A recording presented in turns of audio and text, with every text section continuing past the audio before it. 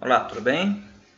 Aqui é o Cides, do curso da Igreja Bíblica, onde tratamos sobre a lição 6, a organização da igreja, mas falamos da organização da igreja no sentido espiritual, né? O que é que a Bíblia define como a igreja é organizada. E nós vimos que na verdade, bastante simples, né? Primeiramente, o princípio fundamental é que Cristo é o cabeça da igreja, a Bíblia é bem clara nisso, né? Jesus é o cabeça, então quem tem autoridade sobre todas as igrejas deve ser Jesus. Nenhum homem pode exercer essa função de ter autoridade sobre todas as igrejas. Agora, as igrejas, como congregações, também possuem uma organização local que é bem clara e definida na Bíblia, que é pelos presbíteros, né? Os presbíteros são que pastoreiam, né? Que guiam a igreja, são os bispos da igreja, né? Nós estudamos que essas três palavras elas estão ligadas à mesma pessoa, né? O bispo é o presbítero é o pastor. E que na Bíblia não existia o pastor da igreja, o bispo da igreja, mas sempre os termos eram usados no plural. Todas as vezes que você encontrar essas palavras no Novo Testamento referente às igrejas, você vai encontrar sempre no plural, bispos, ou presbíteros, ou pastores. Muito bem.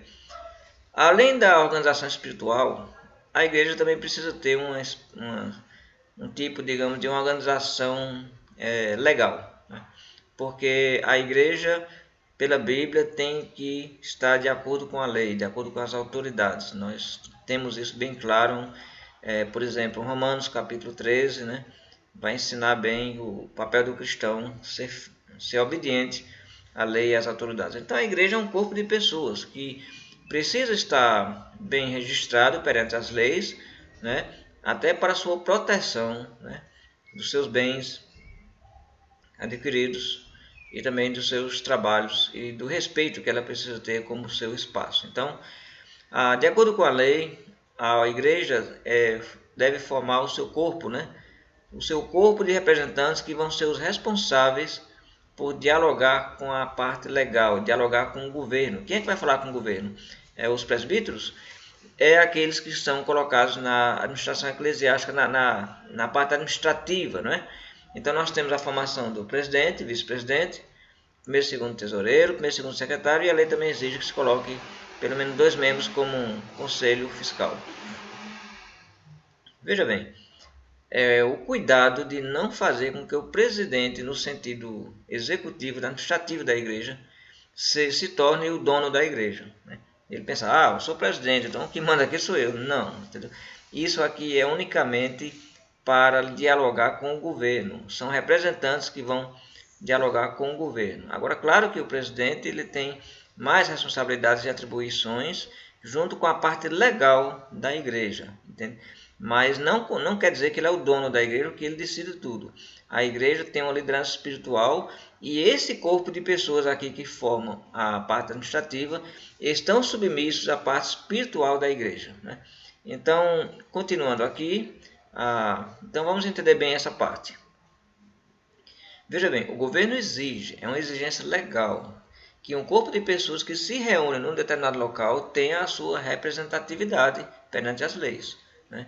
Isso chama-se obedecer às leis, obedecer às autoridades. Se uma igreja está reunida em um lugar, ela precisa estar registrada. Se ela não está amparada legalmente, pode ser alvo de grandes problemas, né? Grandes problemas. Um exemplo, alguém doa um terreno para a igreja. Então, a igreja não tem registro, não pode abrir uma conta bancária, ela não tem uma representação. Então, quem vai receber esse terreno? Coloca o nome do irmão fulano, né? Tudo bem, coloca o nome do irmão. Parabéns, fez um ótimo negócio. Depois, mais tarde, o irmão sai da igreja e leva o terreno. Não é assim que acontece? Então, é necessário até para a proteção da igreja. O governo exige isso para proteger a igreja, também para ter, né, as obrigações devidas cumpridas. Então, o governo exige que a igreja tenha seus representantes legais, que cuidarão dos documentos necessários para que esse corpo de pessoas possam ter as proteções legais do governo e também atender às obrigações com o governo. Por exemplo, a igreja está reunida e de repente entra um doido lá, assalta alguém, ou de repente, né, faz um acidente, né? Ou então alguém quer entrar lá e quer impor alguma coisa, quer perturbar, entende? Então é necessário que a igreja tenha um corpo, né, de pessoas que possa ter ação diante do governo no caso de uma proteção, né? E também tem as obrigações, né? As atas, tem que fazer atas das reuniões, né? Tudo que foi feito, que foi comprado, que foi vendido, né? Tem que estar bem registrado para que as coisas fiquem certas. O apóstolo Paulo ensinou, 1 Coríntios capítulo 14, versículo, eu acho que é o versículo 40, não lembro bem, ele diz: fazei tudo com decência e ordem, né? Então é isso aí, entendeu? Isso chama-se fazer tudo com decência e ordem, né? A igreja tem a sua organização administrativa correta, né? Então isso é muito importante e toda igreja deve cumprir. E aí se faz o estatuto, né? Então a igreja vai fazer o registro. O que é que ela tem que fazer? O governo quer que ela coloque em papel, né? Quem são vocês? Onde vocês se reúnem? Qual o objetivo de vocês? Como é que faz parte do corpo de vocês? O que define quem é membro e o que não é? Quem pode sair? Quais são as funções dos representantes? E se de repente a igreja se desfizer, para onde vão as coisas?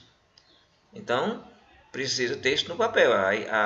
O governo quer saber dessas coisas. Já que vocês se reúnem no local, então a igreja quer saber quem são vocês e qual a finalidade. E isso vai ser colocado no estatuto. Para isso, então, se fala a necessidade de um estatuto que defina claramente quem são essas pessoas que falarão com o governo, como esse corpo atuará no quesito de receber e extrair membros em seu corpo, como também comprar e vender bens, caso a igreja vai ter um terreno, vai ter um prédio, né? Vai ter cadeiras, vai ter, digamos, ar-condicionado. De repente a igreja vai comprar um carro, né? Então, vai ficar em nome de quem isso aí? Então, ela vai ficar em nome da igreja, porque a igreja está registrada, a igreja vai poder abrir uma conta, né? Em nome da igreja, né? Então, fica tudo protegido, né? Fica tudo protegido.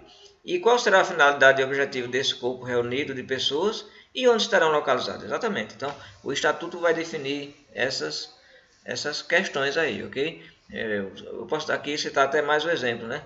Um irmão disse: poxa vida, que trabalho bom que vocês estão fazendo, pegando o evangelho, eu estou muito feliz, eu quero dar uma ajuda para vocês. Eu tenho aqui um dinheiro, eu quero doar R$1.000 para vocês. E ela doa R$1.000. A igreja não está registrada. Então a igreja não tem conta. Mas esse dinheiro foi doado. Para onde vai esse dinheiro? Quem é que vai ficar com esse dinheiro? Ah, coloca na conta do irmão fulano.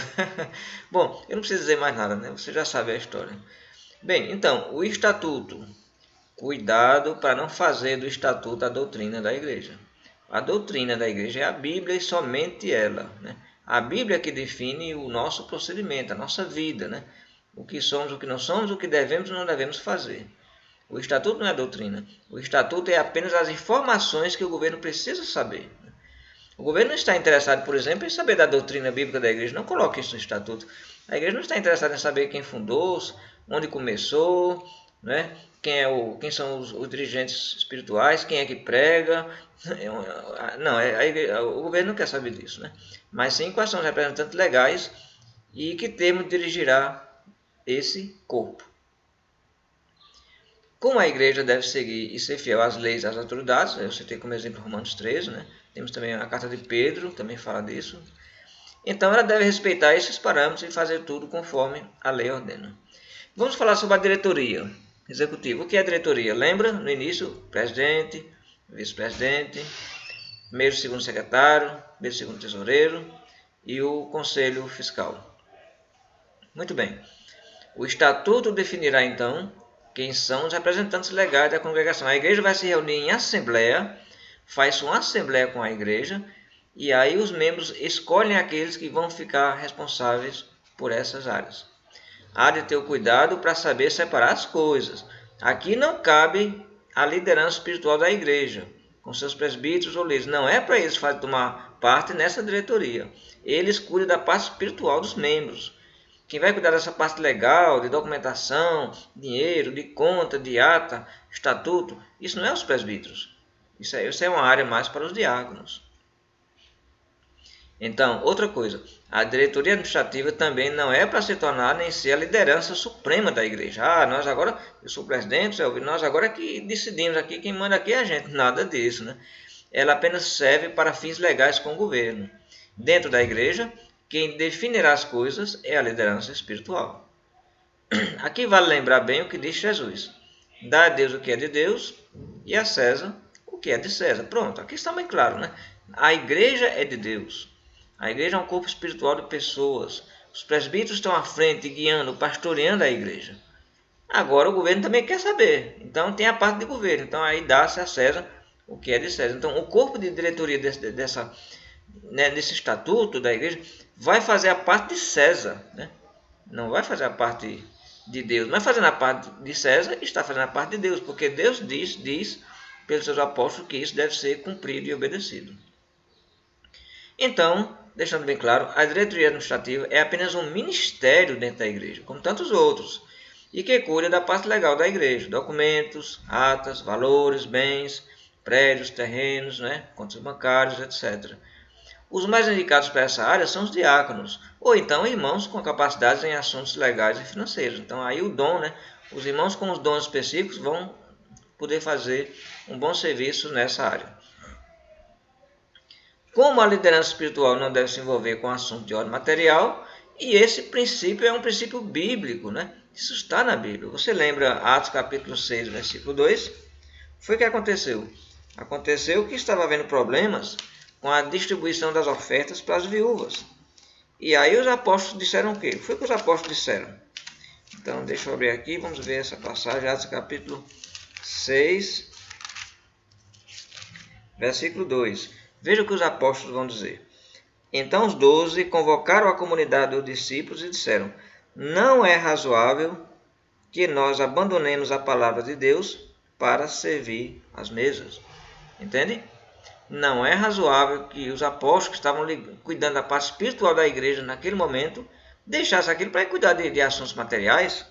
Isso não é razoável, isso não é correto. A mesma coisa, o mesmo princípio aqui. Não é razoável que os presbíteros, os que estão guiando a igreja, vão deixar os membros para ir cuidar de documento, terreno, conta bancária, ofício, ata, mas de maneira nenhuma, né? Então, eles não devem se envolver com essas questões, mas apenas supervisioná-las, como já fazem com os demais ministérios. Então, os presbíteros, os líderes, eles vão estar supervisionando todas as áreas, inclusive essa área administrativa, verificando se os membros estão cumprindo bem, né, o seu papel. Então, encerrando, a igreja é formada por ministérios, né, por áreas. Cristo é o cabeça sobre todas as coisas.